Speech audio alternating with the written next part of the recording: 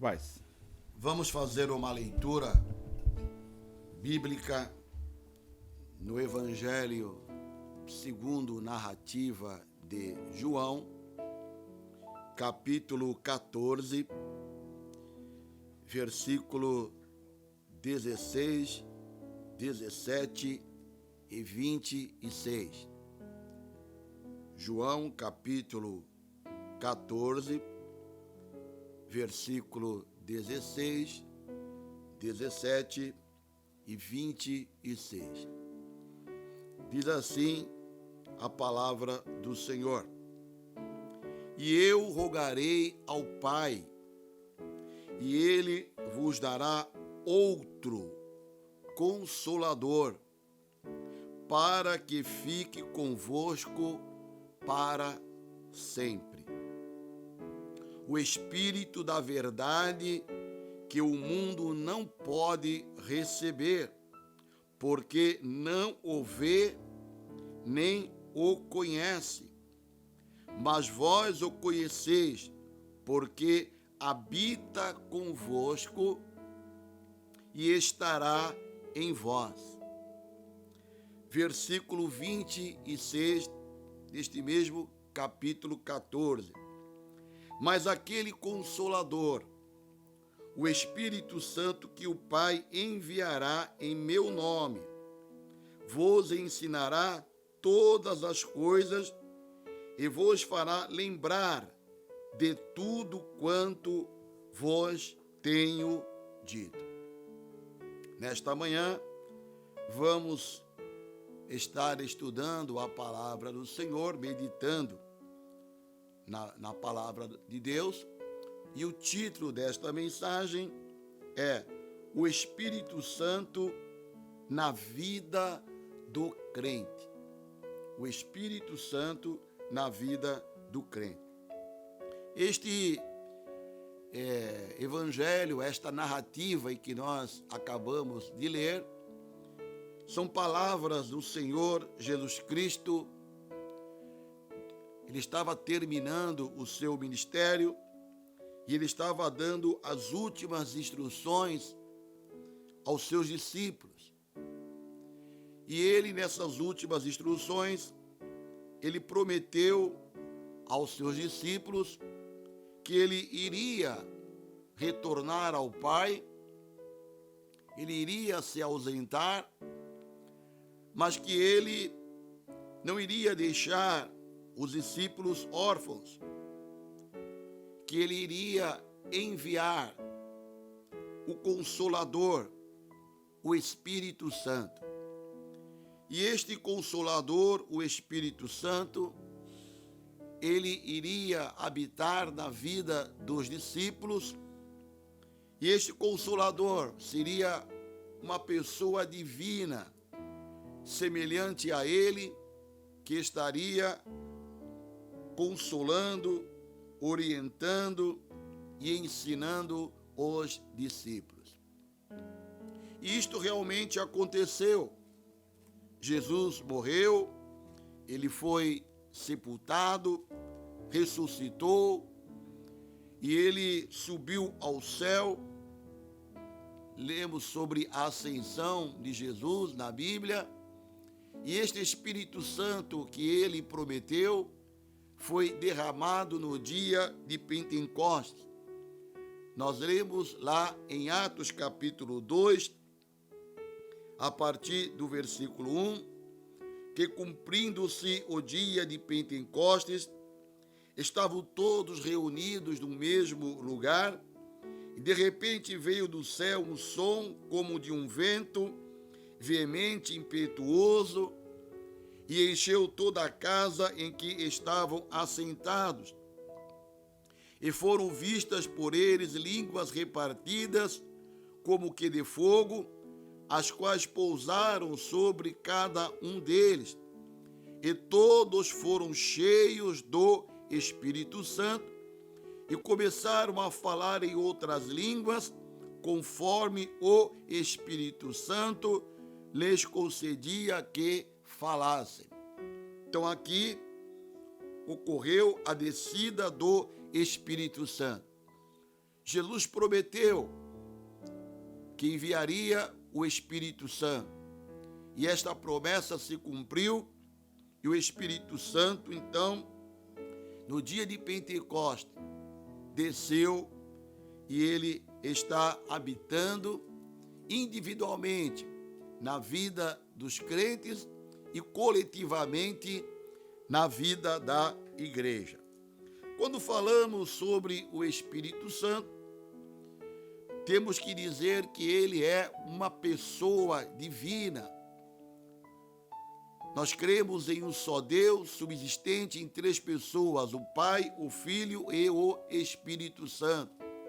O Espírito Santo não é uma energia, não é uma força ativa, como afirma a seita Testemunhas de Jeová.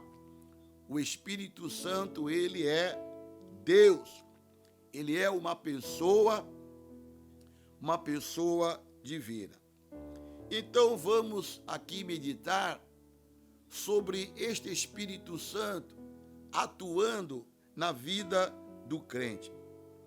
A primeira coisa que queremos chamar a atenção dos irmãos é que o Espírito Santo, ele habita na vida do crente. Onde mora o Espírito Santo? Onde está o Espírito Santo? E a Bíblia, então, nos afirma que o Espírito Santo, este Consolador, esta pessoa, terceira pessoa da Trindade, ele habita dentro de cada crente. Na primeira carta do apóstolo Paulo aos Coríntios, capítulo 3, versículo 16, isto é muito claro. Diz o apóstolo Paulo: não sabeis vós que sois o templo de Deus e que o Espírito de Deus habita em vós? Então nós somos o templo de Deus. O nosso corpo é templo de Deus. E este Espírito Santo, o Espírito de Deus, a terceira pessoa da Trindade, habita dentro deste templo. Então podemos dizer que o Espírito Santo habita no interior de cada crente. Quando nos é dado o Espírito Santo? Em que momento que o Espírito Santo habita na vida do crente? No momento da conversão, no momento em que cremos que Jesus é o Salvador, no momento em que nós confessamos a Jesus os nossos pecados, somos regenerados pela palavra, pelo Espírito Santo, somos purificados pelo sangue de Cristo, nos tornamos uma nova criatura. O novo nascimento ocorre espiritualmente falando. Somos transportados das trevas para a luz naquele exato momento da conversão. Os pecados são perdoados e o Espírito Santo de Deus começa a habitar na vida daquela pessoa. Quando falamos que o Espírito Santo habita no nosso interior, afirmamos que ele está em nós. E se ele está em nós, ele habita em nós, ele sabe tudo a nosso respeito. Ele conhece a nossa estrutura. O Espírito Santo habita em nós. Ele conhece as nossas necessidades. O Espírito Santo habita em nós. Ele nos compreende sem nenhuma explicação. Cientes que o Espírito Santo habita em nós, a nossa parte consiste em deixá-lo fluir, operar, agir na nossa vida, não permitindo que a carne vença a luta contra o pecado. A nossa obediência ao Senhor garante a morada do Espírito Santo em nosso coração. Enquanto estivermos firmados na palavra, na obediência ao Senhor, vivendo dentro dos padrões estabelecidos por Deus, o Espírito do Senhor, o Espírito Santo, habita no nosso interior. Como diz o hino que nós cantamos, vamos nos sentir valorizados. Por quê? Porque o Espírito de Deus habita na vida do crente. Podemos também dizer que o Espírito Santo na vida do crente confirma a salvação recebida. Qual é a garantia que temos que vamos morar no céu? Qual é a certeza de que recebemos o perdão dos nossos pecados? Podemos ter a certeza da salvação? Sim. Podemos ter a certeza da salvação. E quem garante, quem confirma que nós nascemos de novo? Quem confirma que vamos morar no céu? Qual é a certeza? Qual é o recibo? Qual é a garantia de que fomos transportados das trevas para a luz, que somos novas criaturas? É o Espírito Santo. Nós lemos lá em Romanos, capítulo 8, versículo 16, esta garantia.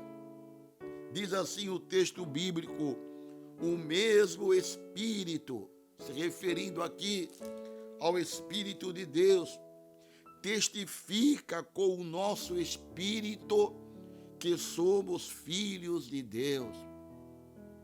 Então o Espírito Santo confirma, ratifica com o nosso espírito, testifica ao nosso espírito que somos filhos de Deus. Ele fala ao nosso espírito, garante: você é filho de Deus, você é uma nova criatura, você é o salvo, você vai morar no céu. Então o Espírito Santo na vida do crente fala no seu íntimo, nos garante, é o penhor, é a certeza, é o selo de que realmente somos filhos de Deus e recebemos a salvação. Nós ainda encontramos lá na carta do apóstolo Paulo aos Efésios, capítulo 1, versículo 13, o apóstolo Paulo diz: em quem também vós estás, depois que ouvisteis a palavra da verdade, o evangelho da vossa salvação. O evangelho proporciona a salvação. E tendo nele também crido, fostes selados com o Espírito Santo da promessa, o qual é o penhor da nossa herança, é a garantia da nossa herança, da redenção, da possessão de Deus para louvor da sua glória. Então Paulo está dizendo que depois que ouvimos a palavra da verdade, que fomos transformados pela mensagem do Evangelho, que cremos no Senhor Jesus Cristo, nós somos selados com o Espírito Santo da promessa. E este Espírito Santo é o penhor, é a garantia da nossa redenção. Qual é a garantia da nossa redenção? O selo da nossa redenção, da possessão de Deus, da vida eterna, é o Espírito Santo. Então nós afirmamos aqui, todo crente que nasceu de novo, ele tem o Espírito Santo. Não existe a possibilidade de dizer que um crente não tem o Espírito Santo. Portanto, está errado quando algumas igrejas fazem cultos para buscar o Espírito Santo. O crente já tem o Espírito Santo, ele pode se encher do Espírito Santo. Todos os crentes que nasceram de novo têm o Espírito Santo de Deus. Não precisam buscar o Espírito, porque já têm o Espírito. Precisam buscar a cada dia mais o enchimento do Espírito Santo, o transbordar do Espírito, mas ele já tem o Espírito Santo de Deus. Ainda em 2 Coríntios, segunda epístola do apóstolo Paulo aos Coríntios, capítulo 1, versículo 22, Paulo ainda diz: o qual também nos selou e deu o penhor do Espírito Santo em nossos corações. Então, somos selados e temos o Espírito Santo de Deus. Portanto, meus irmãos, o Espírito do Senhor é a confirmação, é a garantia, é o penhor da salvação que recebemos. Nós também encontramos na Bíblia que o Espírito Santo que habita na vida do crente conduz o crente, conduz o cristão à vitória sobre o pecado. O pecado é uma realidade. Temos uma natureza pecaminosa. Somos tentados diariamente, de todas as maneiras. O diabo procura nos derrotar, levar ao pecado, a uma luta entre a carne e o espírito. Os desejos pecaminosos querem dominar a nossa carne. Como vencer esta luta? Como vencer o desejo de pecar? Não temos forças em nós mesmos para vencermos a força do pecado. Mas este Espírito Santo que habita no nosso interior, este Consolador, esta terceira pessoa da Trindade, ele nos conduz à vitória sobre o pecado. Quando estamos dominados pelo Espírito Santo, controlados pelo Espírito Santo, vencemos o pecado. Romanos capítulo 8, versículo 4 em diante, diz o seguinte: Paulo diz aos Romanos, capítulo 8, versículo 4: para que a justiça da lei se cumprisse em nós, que não andamos segundo a carne, não andamos segundo a carne, mas segundo o Espírito. Porque os que são segundo a carne inclinam-se para as coisas da carne, mas os que são segundo o Espírito, para as coisas do Espírito. Porque a inclinação da carne é morte, mas a inclinação do Espírito é vida e paz. Quando nos inclinamos para o Espírito, quando deixamos o Espírito nos dominar, nós vencemos a carne. Porquanto a inclinação da carne é inimiga contra Deus, pois não é sujeita à lei de Deus, nem em verdade o pode ser. Portanto, os que estão na carne não podem agradar a Deus.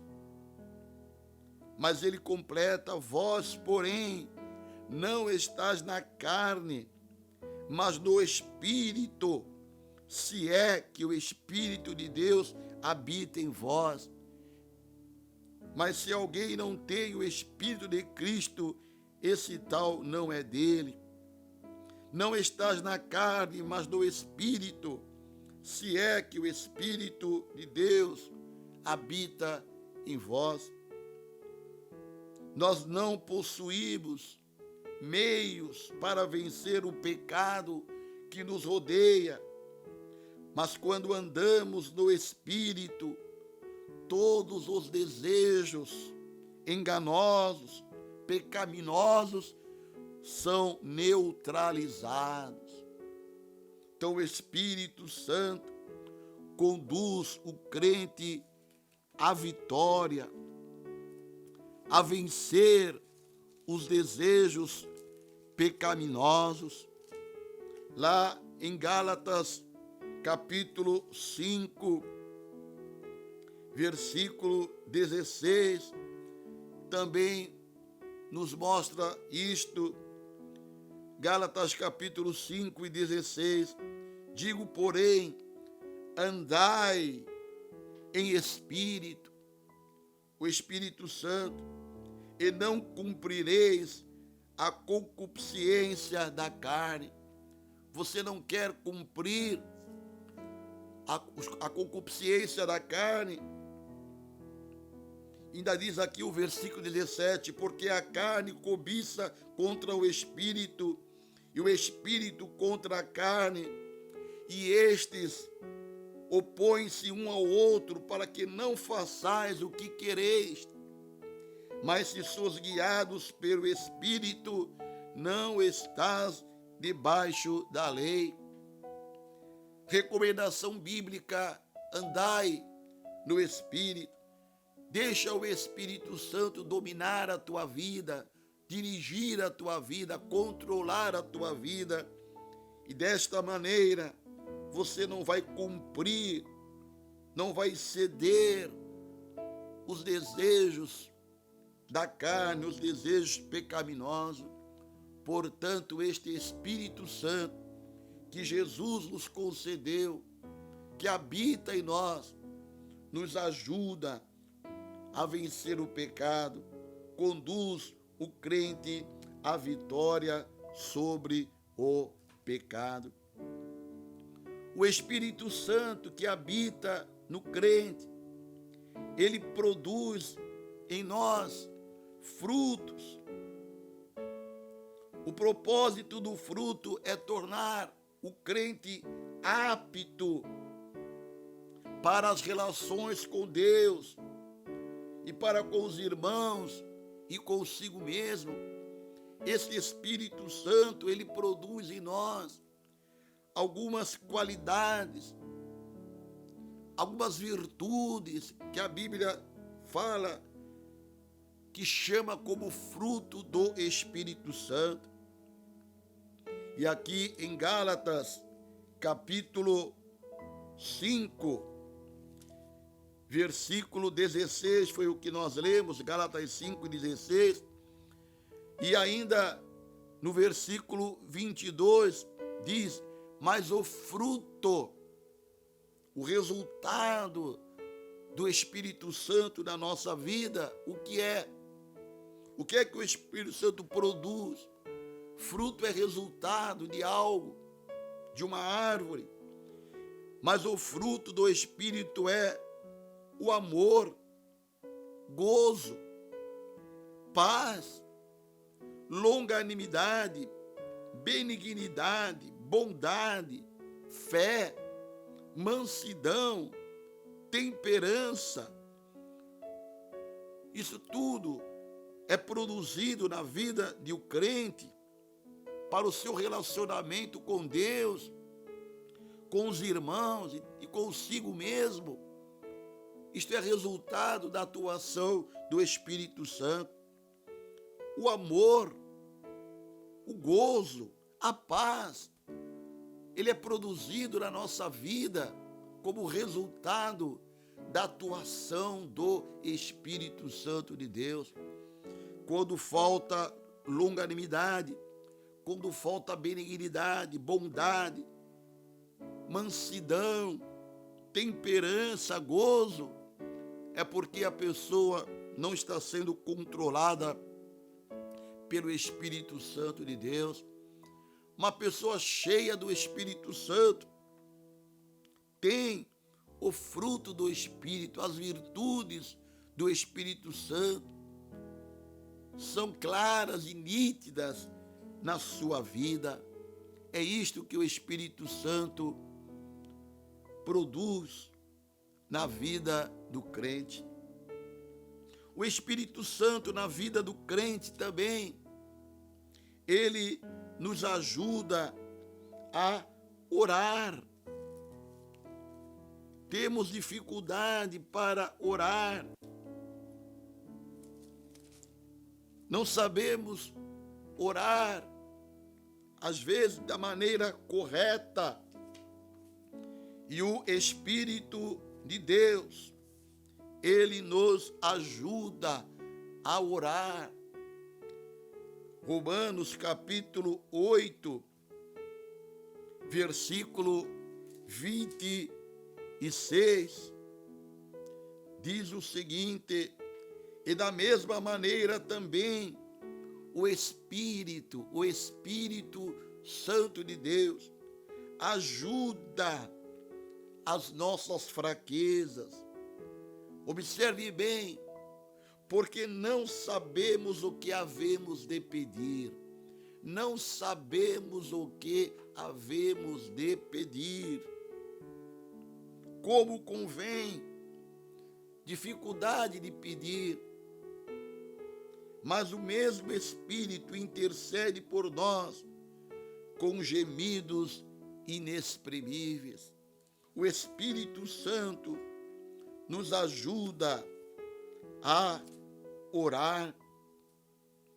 Existem momentos em que estamos tão sobrecarregados, tão desanimados ou tão desesperados que não sabemos como orar e nem pelo que orar, nem a maneira certa de pedir as coisas. E é aí, meu irmão, minha irmã, que o Espírito Santo entra e ele então ora por nós, coloca as palavras, intercede por nós. Ele toma as nossas dores. O Espírito Santo foi enviado para nos ajudar, para nos auxiliar em nossas orações. Ele veio para ser o intercessor e levar as nossas causas perante o Senhor Jesus Cristo. Meus irmãos, as nossas orações geralmente são carregadas de emoções, de sentimentos, e ainda, por vezes, as nossas orações são tendenciosas. Não sabemos pedir corretamente. Somos influenciados pelas emoções. E é por esta razão que as nossas orações precisam ser transformadas pelo Espírito Santo de Deus. Deixa o Espírito Santo orar por você. Este Espírito nos ajuda a orar. O Espírito Santo na vida do crente também é um revestimento de poder para realizarmos a obra do Senhor. É um revestimento de poder, é uma capacitação sobrenatural para fazermos a obra do Senhor. Precisamos pregar o Evangelho, anunciar que Jesus é o remédio para o mundo perdido, que Ele pode transformar o mais vil pecador. Temos uma obra a realizar, difícil, árdua, combates diários contra o inimigo. É uma guerra espiritual. E nós precisamos então de algo sobrenatural, de um revestimento espiritual, uma capacitação sobrenatural para fazermos a obra, ver resultados, termos êxitos naquilo que nós estamos fazendo. Quem é que nos capacita a pregar? Quem nos capacita a dirigir a igreja? Quem nos capacita a tomar as decisões em prol da obra do Senhor?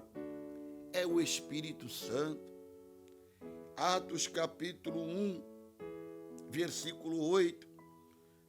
O Senhor Jesus, antes de ascender ao céu, deixou esta instrução aos discípulos: mas recebereis a virtude do Espírito Santo, que há de vir sobre vós, e ser-me-eis testemunhas, tanto em Jerusalém, como em toda a Judeia e Samaria, e até os confins da terra. Recebereis a virtude do Espírito Santo, o poder sobrenatural do Espírito Santo, e ser-me-eis testemunha. Então esse Espírito Santo, ele é o dínamo, ele é a força motriz, ele nos proporciona poder, outorga poder. O Espírito Santo nos outorga poder, virtude, para sermos testemunhas de Jesus Cristo, para fazermos a obra do Senhor. E então, esse Espírito Santo nos ajuda nos embates da obra do Senhor. O Espírito Santo também, ele distribui dons espirituais para a edificação da igreja, para a edificação do corpo de Cristo. Nós cremos na atualidade dos dons espirituais. Somos uma igreja pentecostal, cremos no batismo com o Espírito Santo como evidência física ou falar em línguas. Cremos nos dons espirituais. Os dons espirituais são distribuídos à igreja. Quem é que distribui os dons espirituais? É o Espírito Santo. Lá, Paulo, escrevendo à igreja de Corinto, na sua primeira carta, capítulo 12, ele diz acerca dos dons espirituais: não quero, irmãos, que sejais ignorantes. Tem pessoas que ainda são ignorantes, não no sentido pejorativo, mas de não ter conhecimento, de não ter ainda experimentado, não ter ainda compreendido os dons espirituais, e chego até mesmo a criticar os dons.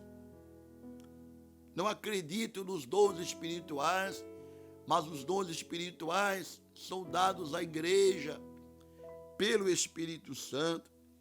E aqui no versículo 4, ele diz: ora, há diversidade de dons, mas o Espírito é o mesmo. E há diversidade de ministério, mas o Senhor é o mesmo. E há diversidade de operações, mas é o mesmo Deus que opera tudo em nós. Mas a manifestação do Espírito Santo é dada a cada um para o que for útil. Então, esta manifestação do Espírito, que são os dons espirituais, é dada a cada um para o que for útil. Então, o Espírito Santo, na vida do crente, ele capacita o crente a ser usado pelos dons espirituais, mas a manifestação do Espírito é dada a cada um para o que for útil, porque a um, pelo Espírito, é dada a palavra da sabedoria. Então, o Espírito Santo que dá a palavra da sabedoria, e a outro, pelo mesmo Espírito, a palavra da ciência, e a outro, pelo mesmo Espírito, o Espírito Santo, a fé, e a outro, pelo mesmo Espírito, os dons de curar, e a outro, a operação de maravilhas, e a outro, a profecia, e a outro, o dom de discernir os espíritos, e a outro, a variedade de línguas, e a outro, a interpretação das línguas. Tudo é dado pelo Espírito Santo, mas um só e o mesmo Espírito opera todas estas coisas. Quem opera os dons espirituais na vida dos crentes da igreja? O Espírito, o mesmo Espírito opera todas estas coisas, repartindo particularmente a cada um como quer. O Espírito Santo reparte particularmente a cada um como ele quer, porque ele é soberano, ele faz aquilo que lhe apraz. É isto que o Espírito Santo faz na vida do crente. É isto que o Espírito Santo faz na vida da igreja. E nós temos esta recomendação bíblica do apóstolo Paulo acerca do Espírito Santo em Efésios capítulo 5, versículo 18, diz aqui, Efésios capítulo 5, versículo 18, e não vos embriagueis com vinho em que há contenda, mas enchei-vos do Espírito Santo. Esta é a recomendação bíblica. Enchei-vos do Espírito Santo. É uma ordem, é um mandamento imperativo que possamos então nos encher do Espírito Santo. Se encher do Espírito Santo é deixar o Espírito Santo dominar todas as áreas da nossa vida. Ele já habita no interior do crente. Mas será que ele tem total liberdade para operar? Será que o Espírito Santo está dominando todas as áreas da nossa vida? Então, se encher do Espírito é deixar ser dominado todo o nosso eu, toda a nossa vida, ser orientado, dirigido, controlado por este Espírito Santo. E ainda concernente ao Espírito Santo, nós queremos dizer que esse Espírito Santo nos enche de uma tal maneira que somos batizados no Espírito Santo. Lá em Lucas capítulo 24, versículo 49, temos uma promessa do Senhor Jesus Cristo. Jesus nos batiza com o Espírito Santo. E eis que sobre vós envio a promessa do meu Pai. Ele fez uma promessa do Pai. Ficai, porém, na cidade de Jerusalém, até que do alto sejais revestidos de poder. Jesus fez uma promessa que eles seriam revestidos de poder. E esta promessa ele também nos mostra lá em Atos capítulo 1, versículo 4, disse o Senhor Jesus, e estando com eles, determinou-lhes que não se ausentasse de Jerusalém, mas que esperassem a promessa do Pai, que disse ele, de mim ouvistes. Qual é a promessa que ele recebeu do Pai e que ele transmitiu aos discípulos? Determinou-lhes que não se ausentassem de Jerusalém, para que esperassem a promessa do Pai. E ele então diz qual é a promessa, porque na verdade João batizou com água, mas vós sereis batizados com o Espírito Santo, não muito depois desses dias. Jesus prometeu que eles seriam batizados com o Espírito Santo. Nós cremos no batismo com o Espírito Santo como uma obra subsequente à salvação. O batismo com o Espírito Santo não é a salvação, é uma obra distinta da salvação, e subsequente à salvação. No momento da conversão, recebemos o Espírito Santo, temos o Espírito Santo, mas este revestimento de poder, esse batismo com o Espírito Santo, um enchimento sobrenatural, ele é distinto da salvação e devemos buscar esse batismo com o Espírito Santo, que tem como evidência física o falar em línguas. O falar em línguas não é o batismo com o Espírito Santo. O falar em línguas é um sinal físico de que a pessoa foi batizada com o Espírito Santo. Mas por quê? Não sabemos. Jesus é soberano, Deus é soberano. E assim ele determinou que a pessoa batizada com o Espírito Santo, o sinal de que a pessoa foi batizada, o sinal físico, é que a pessoa falaria em novas línguas. E isto é comprovado pela Bíblia, quando nós lemos lá em Atos capítulo 9, que fala sobre quando Pedro foi na casa de Cornélio e ele estava ali falando a palavra do Senhor. Eles foram cheios do Espírito Santo. Em Atos capítulo 10, versículo 9, Pedro na casa de Cornélio, falando do Evangelho, diz assim: e dizendo Pedro ainda estas palavras, caiu o Espírito Santo sobre todos os que ouviam a palavra. E os fiéis que eram da circuncisão, todos quantos tinham vindo com Pedro maravilharam-se que o dom do Espírito Santo se derramasse também sobre os gentios. Por quê?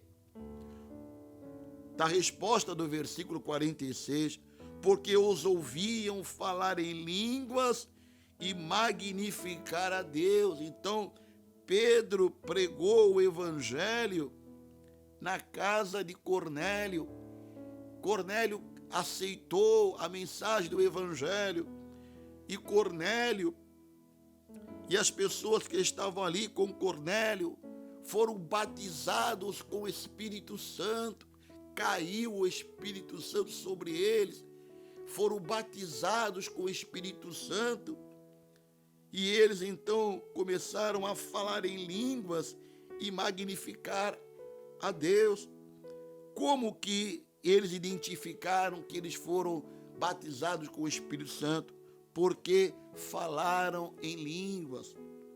E aqui em Atos capítulo 11, versículo 15, quando Pedro teve que se justificar perante a igreja, por que ele foi pregar na casa de Cornélio, um gentil?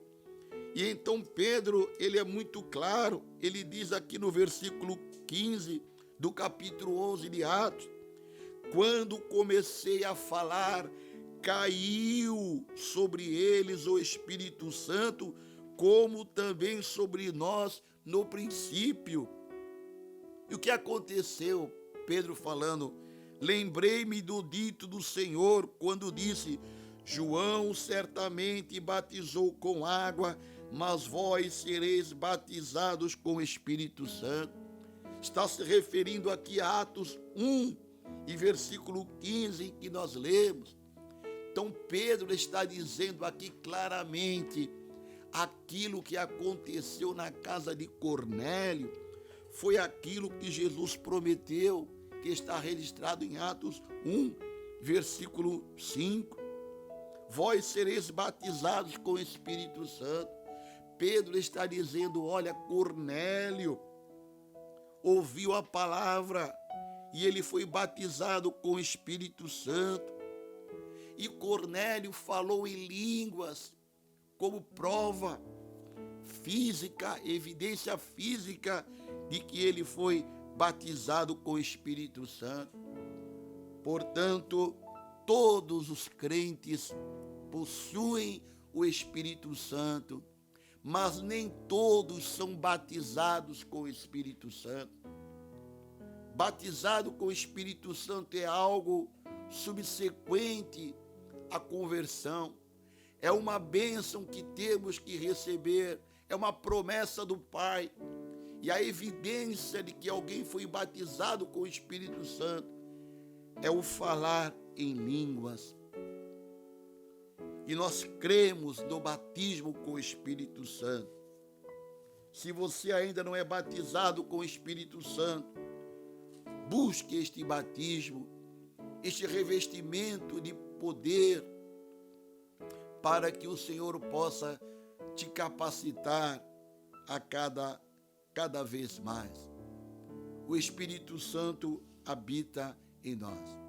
Que Deus abençoe a todos, em nome do Senhor Jesus. Amém.